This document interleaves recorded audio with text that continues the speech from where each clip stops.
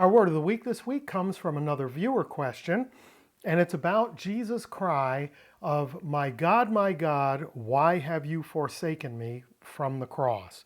So our word of the week this week is forsaken. Let's take a look. Forsaken is enkatalepo. I forsake, I leave, or I abandon. When it's used as forsaken, it means to desert someone in a time of danger or need. This makes a lot of sense because enkatalepo is a compound word of three words. Lepo means I leave, en is in, and kata is down. So if you leave someone or something in a down state, in a down situation, we would say you have forsaken them, you've abandoned them. In their time of need, you have left. But the context dictates whether the word just means to leave behind or to abandon or forsake. So when you're reading, if the context is a crisis, if someone is in a dire situation, then they're not simply being left, they're being forsaken or abandoned. But someone or something can simply be left behind and use this same word. And that's going to be our first example today from Romans chapter 9, verse 29 from the ESV with the Koine supplied. And as Isaiah predicted, if the Lord of hosts had not left us offspring in Katalipen, we would have been like Sodom and become like Gomorrah. So Isaiah writes that by God leaving behind some offspring, by not destroying an entire sinful generation, he preserved his people by leaving them behind. It didn't feel like they were being preserved. It felt like they were being left behind while a bunch of people died and were hauled off into exile. But in reality, it was a preserving function, saving them by leaving a minority group behind to repopulate. Now, let's get to the stuff that's our real issue. My God, why have you forsaken me? It appears in two of the Gospels, Matthew and Mark. So let's look at Matthew 27:46 and Mark 15:34, both from the ESV. And about the 9th hour, Jesus cried out with a loud voice, saying, Eli, Eli, lema sabachthani, that is, my God, why have you forsaken me? And then to Mark, at the 9th hour, Jesus cried with a loud voice, Eloi, Eloi, lema sabachthani, which means, my God, why have you forsaken me? So, before we dig into the Greek, let's talk about the Aramaic. So Aramaic, like Hebrew, is a Semitic language, and Semitic languages in general don't use the same vowels that we do. It's usually a triconsonantal, three consonants form the word, and generally speaking, with the exception of Aleph, generally speaking, the speaker and the local custom dictates the vowel sounds in the word. So I'm going to make I'm not going to make this illustration because some people might find it offensive, so I'm going to let it go. But let's leave it at Eli, Eli, lema sabachthani, and Eloi, Eloi, lema sabachthani are the same thing in Aramaic because the speaker has to provide the vowels. Okay? Now, let's take a look at the translations that Matthew, so we're going to see Greek translated from Aramaic by Matthew and by Mark, and we're going to notice something fascinating. This is a tremendous illustration of, in general, how translation works, because these two men take the same Aramaic phrase, and when they make their translation into Greek, they come out with the same exact meaning, but their wording is distinctly different. And we'll talk about that a little more as we pick this apart. So let's take a look at the two translations into Koine from Aramaic. starting with Matthew, theemu, hinati me enkatalepis. So, my God, theemu, my God, my God. So, the is theos in the vocative case. The vocative case is the case of calling to someone. If you have a vocation, you have a calling. So, the vocative case calls someone.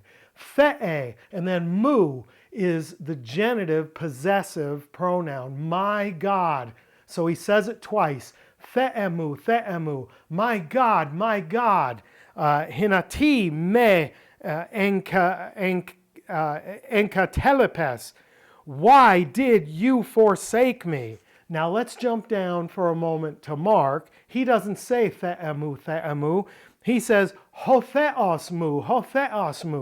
This is not in the vocative case. This is in the nominative case, the case of naming of the subject of either the sentence, the clause, or of a verb. And here it's of the verb. My God, hotheos, God mu of me, God of me. Then he says, esti enkatelepes me. Why did you forsake me? So hinati from Matthew means what for?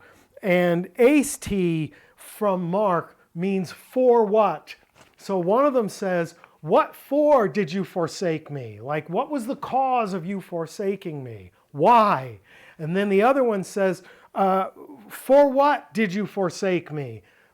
Again, the cause, why? So they chose different ways to say it, but they're saying the same thing. Just like theemu and hotheos me, they're both saying, my God, and then, for what did you forsake me? What for did you forsake me? They're saying the same thing.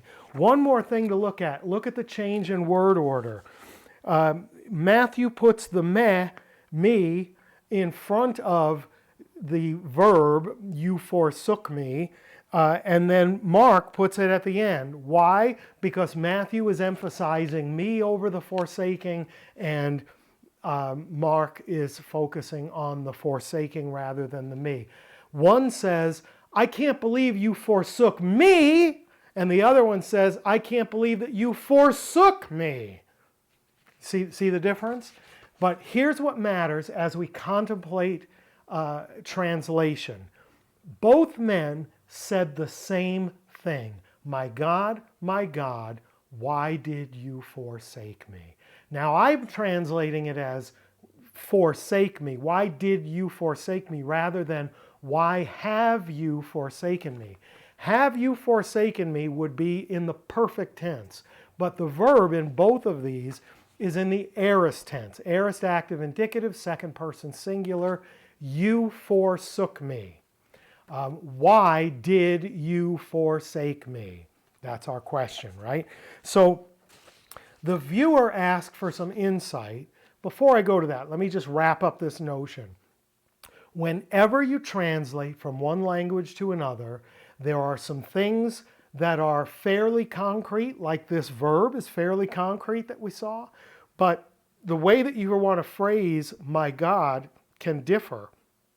One chooses the case of calling to say, I'm shouting out to you. The other one chooses the case of naming to make it the subject of the verb, the one who did the forsaking, right?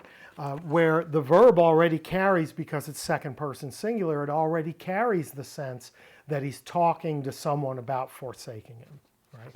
But this is important. When you see translation, there's art as well as science. Somebody has to make some subjective choices about how to communicate this idea. Neither one of them is wrong. Neither one of them is more right than the other. They both made a grammatical choice, a series of grammatical choices, and they both legitimately conveyed the notion, my God, why did you forsake me? The viewer asked for some light on this term forsaken because it seemed unthinkable to him that God forsook Jesus in this moment of desperate time. This desperate situation. Would God forsake Jesus? I mean, it just didn't make any sense to him. So we have to look at 2 points. One is short, and maybe sweet, maybe it's only semi-sweet, but it's the grammatical point. It's the philological point. In the context of a person dying on a cross for things he knows he hasn't done wrong, the proper use of this word, of the word of the week, is in fact forsaken. Jesus is deserted in his time of desperate need by the one person who could rescue him from this situation. He is abandoned on that cross in this time. Which brings us to the second issue, which is not philology but theology. In Christian theology, Jesus' death on the cross is not about Jesus, although for the leaders at the temple, it very much is about Jesus. He's a troublemaker in their eyes, but that's not why Jesus thinks he's on the cross, and that's not what Christian theology paints the picture of Jesus on the cross as accomplishing. This is a substitutionary sacrifice. Jesus, the sinless one, who is both God and man, 100% divine and 100% human, takes the place of sinners as a sinless person to pay the consequences that are due to the sinners. For him to be a substitutionary sacrifice, he has to completely and fully take upon himself those consequences. And if God the Father is hand-holding him through this experience, is comforting him through this experience, then it's not a substitutionary sacrifice. Because sinners dying for their sins are not comforted and shielded and nurtured by God. They're cut off from God. In fact, the most fundamental consequence of sin is separation from God. So if we go back to Adam and Eve in the garden, they have a face-to-face, open relationship with God in perfect communion and perfect covenant with him. Then they break the covenant, they sin against God, and they no longer can have a face-to-face relationship with him. They're exiled from the garden. Their entire relationship with him, with the rest of nature, and even with each other is changed. And we know that the ultimate consequence is ultimate separation from God in death. So for Jesus to be a substitutionary sacrifice in a real sense, not in a partial sense or a figurative sense, but to really take on the full consequences of the sin of sinners that he didn't himself commit, he has to fully experience, even if it's only temporarily, he has to fully experience a complete and utter separation from God. The humanity of Christ has to fully feel the separation from divinity. God cannot be there holding Christ's hand, or his sacrifice would not be a true representation of taking on the sin of sinners in our place so that we might not die but have life. That is critically important to this. Jesus doesn't kind of die, he really dies. Jesus doesn't kind of feel separation from God, he feels forsaken by God because he is completely and utterly taking the consequences of sin upon himself. Anything less than that, and the sacrifice is not a real substitution. It's not a real taking my place for my sins, because my sins call for real death, real separation, ultimately and eternally, and being forsaken by the God who made me. So, swinging all the way back around, this is necessary. This is inescapable. Otherwise, the sacrifice is not a real substitution and it's not complete. So what's our word of the week? En katalepo. I forsake, I abandon, I leave. In the context of crisis, it's always forsaken. My God, why did you forsake me? Jesus didn't just feel forsaken. In that moment, in paying the penalty, Jesus is forsaken as anyone bearing the consequence of sin ultimately would be. I hope that answers the question. I hope that was good for you. If it was, you know all the stuff to do. Like, share, subscribe. And until next time, Charis Kai Irene Humin, grace and peace to you.